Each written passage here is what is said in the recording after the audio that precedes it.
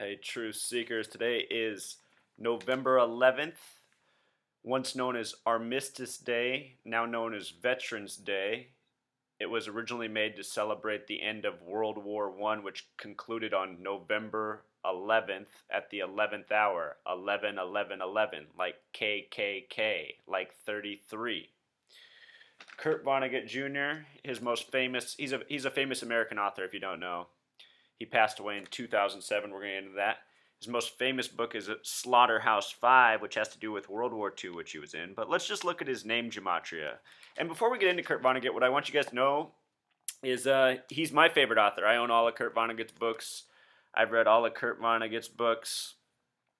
I used to not read. Twice in college, I had two separate English professors say I reminded them of Kurt Vonnegut. After the second time, I picked up one of his books.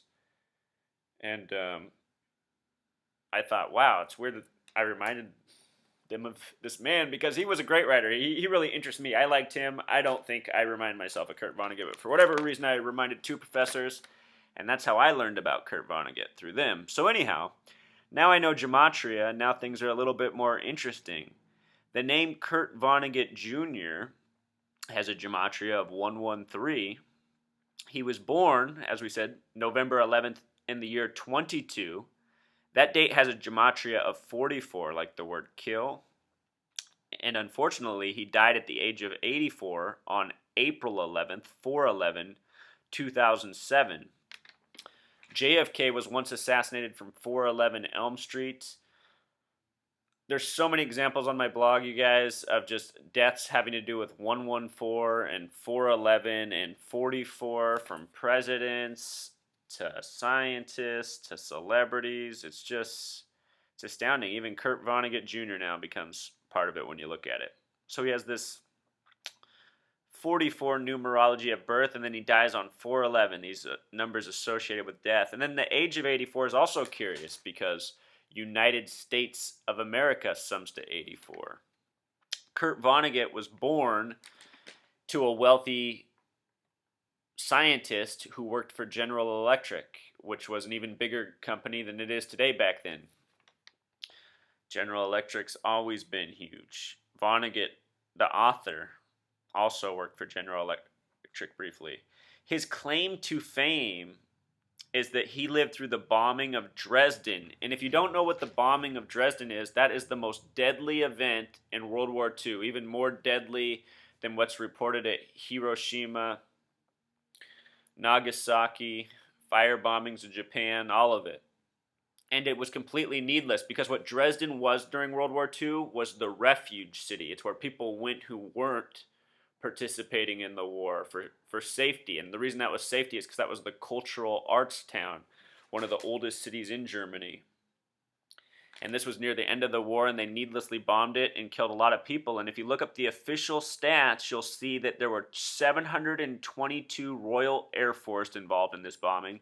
Yes, this bombing was done by the British and the U.S. and the Allied forces, as they were referred to on our side of the river. 722. Where have we seen that number before? It's like 227 passengers from the Malaysian plane. It's like 227 passengers from Pan Am. It's like Flight 227. The reason they use that number, you guys, is because 22 divided by 7 gives you the number for pi, which has to do with circles and cycles. And the madmen who run this world, from the wars to much more, are all about doing things in circles and cycles. And they seem to do them by numerology and astrology, which makes sense because they have natural cycles. So anyway, Dresden, where the bombing took place, sums to 33. It's in Saxony. Saxony has the gematria of 26. Remember the God number? If you sum those the 722 Royal Air Force plus the 527 reported U.S. force, it sums to 1249. A little bit interesting. I just looked up this little tidbit. In 1953, the U.S. put out a statement defending the bombing of Dresden because it saved 110 factories and as many as 50,000 lives. Now, how bombing a refuge town achieve that is unclear, but that's the information they put out. And why I find that interesting is because I just realized how in this 110th World Series, the number 53 was coded into it so hard. And here it is, back in time, also pertaining to this. So this is part of the mystery that I still don't understand, you guys. I see a lot of these patterns and I'm able to connect them, but I still think they have deeper meaning, and that's why they show up with the same pairings over and over again. It's some sort of alternate language that has meaning that I haven't fully decoded. So that's where I need your guys' help too. You guys are welcome to take your stab at this and provide your feedback. Your knowledge is very helpful. But anyway, you guys, I want to call attention to this. You know, it was reported that Kurt Vonnegut died naturally. The cause of death was that he fell and hit his head very hard. I've heard, even if you go and do a Google search right now for how he died, you'll find the two different stories I've found. One is that he fell off a ladder, and you'd have to wonder why he'd be on a ladder. He was on Jon Stewart's Daily Show not long before he died, and he even admitted how much trouble he was having walking around at that point. So why would he be on a ladder?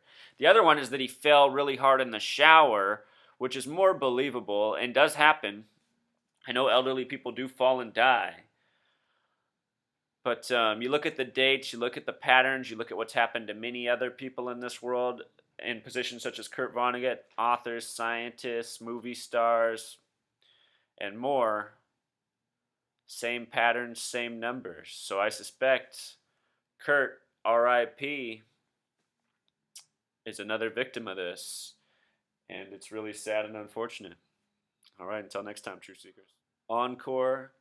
One more important point. Kurt Vonnegut, who was born today, today's also Veterans Day, once known as Armistice Day, he was very outspoken about this subject. He thought Armistice Day was a very sacred and important holiday because it was about remembering the importance of peace and there not being war.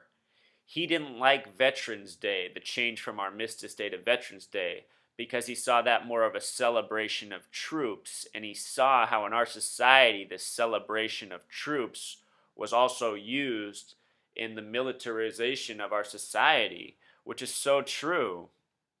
And that's part of the reason I always really liked Kurt Vonnegut Jr. So even if somehow he was a part of this whole thing, I really feel like his voice was a good one, and he brought a lot of truth into this world. So Kurt Vonnegut, you are missed.